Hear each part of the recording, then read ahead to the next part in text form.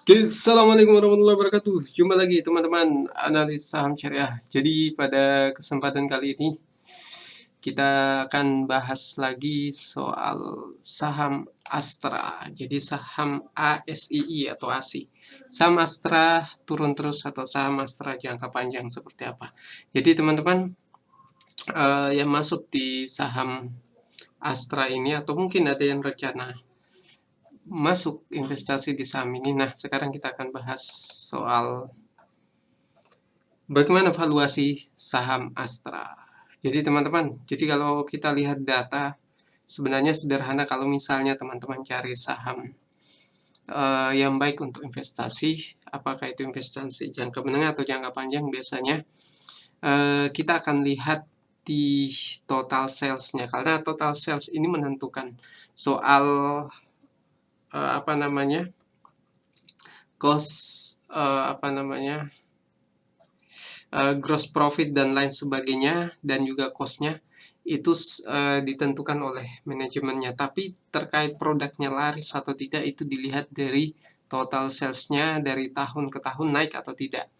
Nah, kita lihat dari 51 uh, triliun, 51,7 triliun itu bisa naik dari tahun ke tahun menjadi 71, 82 sampai terakhir di kuartal ini, bukan kuartal 4 ya, ini kuartal 1 ya. Ini kuartal 1 2024. Jadi kenaikan ini cukup layak untuk dijadikan sebagai saham untuk investasi. Terkait soal jangka panjang atau jangka menengah, itu kembali lagi ke nantinya kita lihat juga di grafiknya teman-teman. Nanti akan kita perlihatkan grafiknya. Atau mungkin kita langsung saja lihat grafiknya seperti apa. Oke, kita lihat grafiknya. Nah, ini kita lihat dari 5 tahun terakhir. Sebenarnya kalau teman-teman masuk di saham ini, rekomendasi kami itu bukan untuk jangka panjang, tapi masuk di saat-saat sahamnya turun seperti ini. Misal di 26 Juli 2013 di harga 6.400-an, teman-teman masuk di situ dan jual di rata-rata harga ini, jadi harga 7 ribuan, teman-teman keluar. Seperti di 2020 misalnya ketika ada COVID, turun di harga 4.000, dan ini juga sudah hampir mendekati titik terendahnya di tahun 2020. Jadi kalau teman-teman sebenarnya masuk di harga ini saja, menurut saya ini sangat worth it sekali, karena kita bisa lihat dari valuasinya teman-teman. Jadi sekali lagi, masuk di saham ini untuk jangka panjang, misal 5 tahun, 10 tahun kurang menarik. Lebih baik teman-teman masuk di saham apa namanya, saham konsumer seperti Mayora atau mungkin Sido Muncul, itu jauh lebih baik. Kalau ini kita bisa trading di jangka menengah. Jadi masuknya masuk pada saat dia turun seperti ini dan keluar lagi ketika naik di harga 6 ribuan atau 7 ribuan. Ini termasuk saham yang cukup aman, teman-teman. Oke, sekarang kita lihat valuasinya. Kalau kita lihat valuasi saham Astra, eh, kita lihat berkaca dari apa namanya, PBV secara histori, teman-teman bisa lihat ini rata-rata di harga 1,3, 1,5, 1,2 kali PBV-nya. Sehingga kalau kita lihat harga terbarunya teman-teman dengan PBV 0,9, ini ada diskon hampir sampai 0,4, 0,5 kali. Jadi teman-teman, saya rekomendasi kalau teman-teman sudah bisa melihat saham ini nantinya mentok di harga berapa.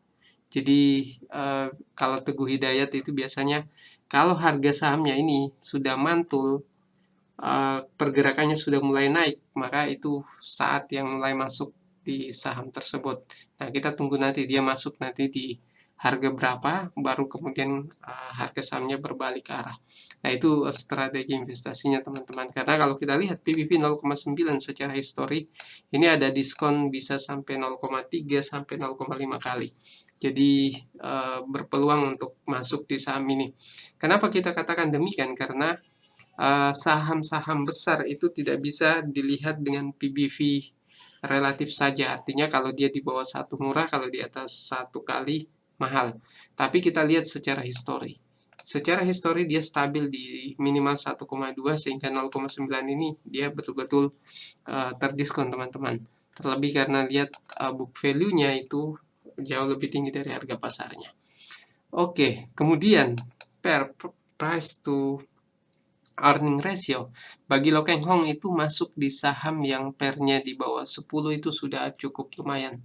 Atau kalau bisa di bawah 5 kali itu fantastis, apalagi untuk saham-saham sekelas Astra yang market share-nya itu bisa sampai 54% dari penjualan mobil dan suku cadangnya. Jadi ini cukup menarik sekali teman-teman. Kalau kita lihat net income-nya, sekalipun di kuartal 1 2024 ini turun dibanding 2023, bisa kita lihat itu penyebabnya diantaranya karena market share-nya yang mulai sedikit tergerus dari brand-brand baru. Kita ketahui sekarang ada mobil listrik, kalau Astra nantinya juga terjun di penjualan mobil listrik, terutama di merek-merek yang mereka tangani, maka penjualannya juga bisa naik kembali. Tapi sejauh ini teman-teman dengan valuasi yang bisa kita katakan dari 4 tahun 5 tahun terakhir ini masih terus bertumbuh.